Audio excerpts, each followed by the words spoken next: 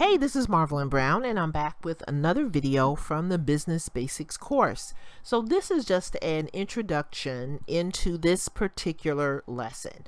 So we've gone through a previous lesson, and now this is the second lesson. So as you can tell, there is a theme in the beginning of this course that kind of, talks to your mindset, the way that you're thinking. And so this particular lesson is going to focus on whether you're thinking like a boss or if you're still thinking like an employee.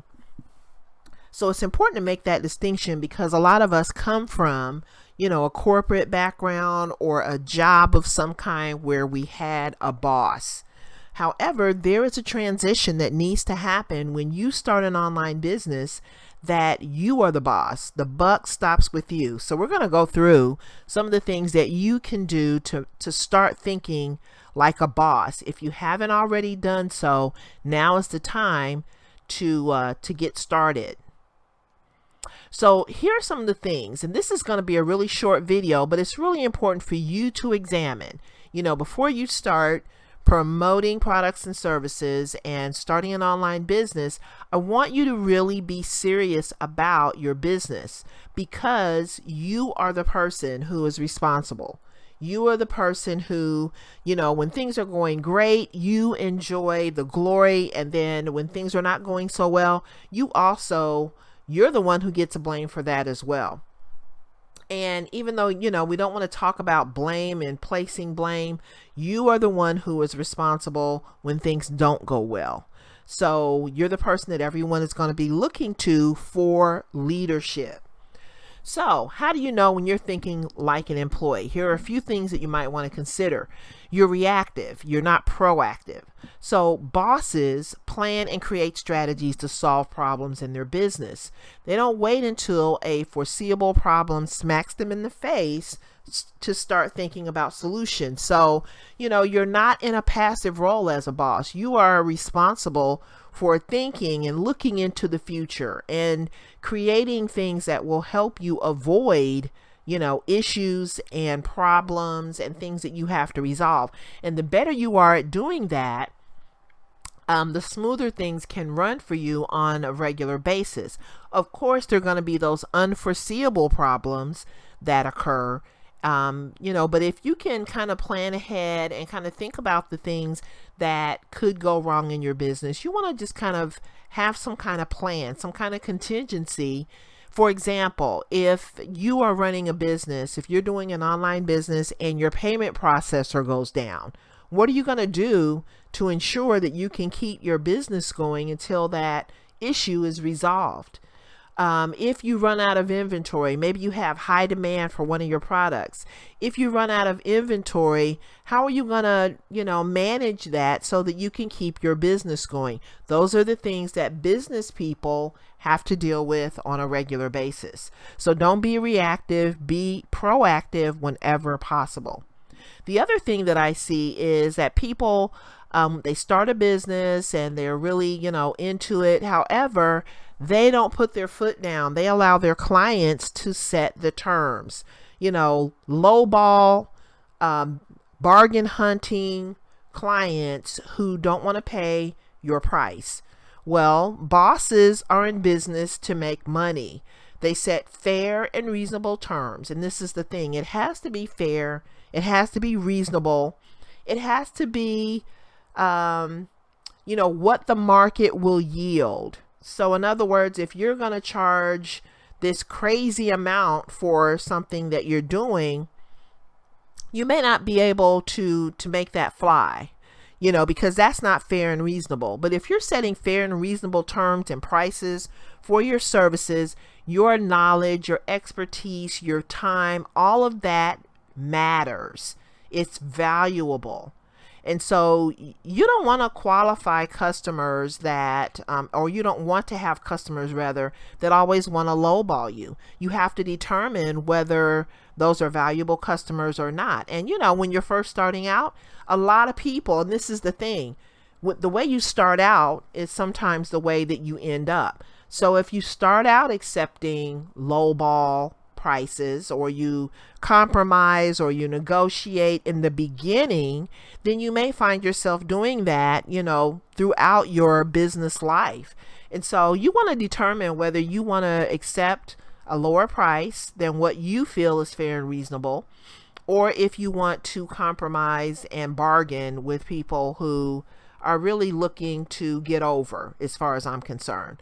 The other thing that you want to do, and this is what professional salespeople do, they qualify their customers.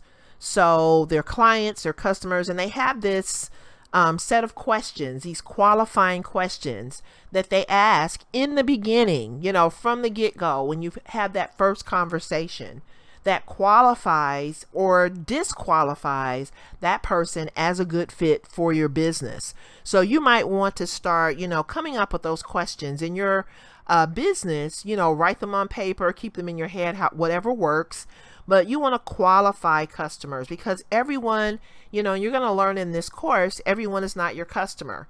So just make sure that you're working with people who value your work, value your time, and make sure that they're a good fit for what you're offering. Next, you want to, if you are focusing on the hours worked rather than solving a problem, that means you're thinking like an employee. So when people think like an employee, they are more subservient. They're more willing to kind of be led around. And so, the other thing that I find is that people, when we think like an employee, we're thinking about punching in and punching out.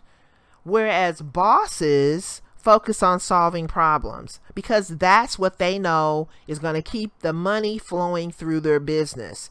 So if it takes you all night to solve a customer or a client's problem, then that might be, and you have to weigh this for yourself. That might be worth it, because in the long run, when you solve problems for your customers, they are going to come back to you, because everyone's not good at that. Some people have an attitude when you ask them to do something above and beyond the 8 to 5, and this is the thing, you're no longer punching a clock for your employer. You are the employer.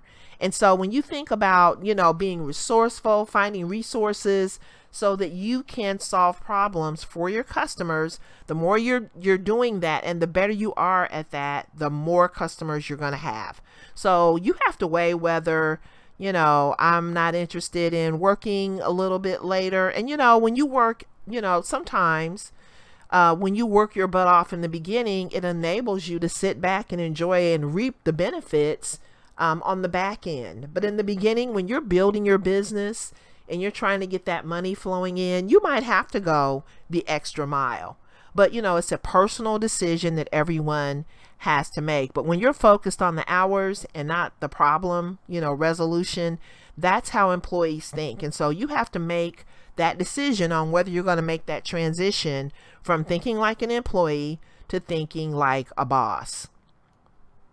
So now it's time to boss up. When you have an online business, you are the one who is responsible for plans, goals, schedules, checklists, and backup solutions for your business. You should know the activities that make money for your business, and you want to focus on those. You have to focus on income generating activities. You should also know the must-have support tasks that occur each month to help you reach those goals. So yeah, if you sell, 100 widgets a month, that's going to help you to reach your goals. But what goes into making sure that you have 100 widgets that you're selling every month? You have to kind of reverse engineer your process so that you get to the goals that you want to reach. And then if there's a problem that needs to be solved, you as the business owner are the one who should either solve that problem or oversee its resolution. So what that means is maybe you're not the one that has to solve the problem every time. Maybe you can outsource some things. Maybe you can hire a team that solves some of those issues. But the bottom line is you are responsible for overseeing whoever you delegate those tasks to. You're responsible for making sure those issues are resolved. And this is the reason why starting a business may not be your cup of tea. Now, blaming others, being unorganized, and allowing others to run the show is unprofessional. And that's what separates the bosses from the employees. So we all want to be bosses, you know, and there's more to being a boss than just having boss splashed across your t-shirt or on your door or on your marketing materials. You have to boss up.